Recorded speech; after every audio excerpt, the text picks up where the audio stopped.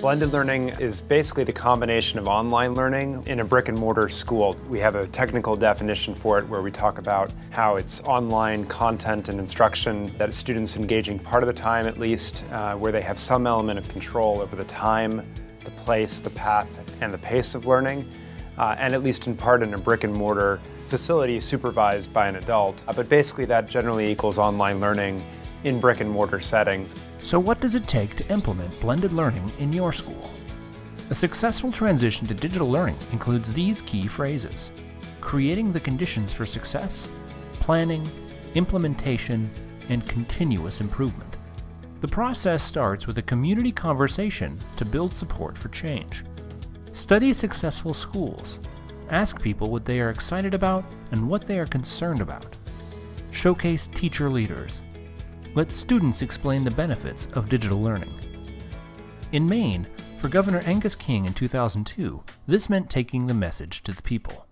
But what he was able to do was to just simply show it to people. Go around the state, essentially barnstorming, and demonstrating how lessons could be different. Teaching history classes in middle schools around the state, and showing how, through the use of the technology, you could bring kids face to face with actual primary source documents.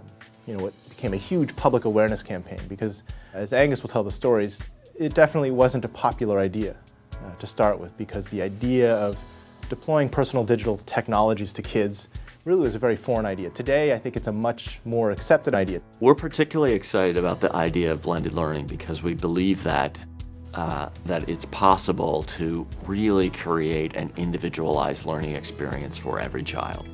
And the idea of combining great teachers alongside an individualized learning platforms leveraging technology is really going to be what the next couple of decades are about in terms of really trying to close the achievement gaps between the United States and the rest of the world, and inside our country between ethnic and demographic groups. There are 5 important decisions that must be made during the planning phase. Start with learning goals. Think through what the work products will be and what the learning experiences should include. Keep student learning at the center of your strategy. You don't have to do everything at once. Consider phasing changes in over 3 years, or look for potential pilot programs like in Reynoldsburg, Ohio. We also offer a blended learning opportunity at a 5-8 middle school, Hannah Ashton Middle School, which is one of our highest performing middle schools. In fact, it is the highest performing middle school in the state of Ohio for middle schools that serve a student population that has 50% or more minority and or 50% poverty. So we started with that particular school because we had teachers interested in it. We had a principal who felt very strongly about the opportunities that blended learning would afford our young people, and so we initiated a pilot in that particular middle school this past summer. The second decision is building a school model that leverages great teaching with technology. Study the options by reviewing promising models and visiting schools. The third decision is choosing digital content and a learning platform. Explore the range of options from adaptive instructional programs to open educational resources. The fourth decision is the device.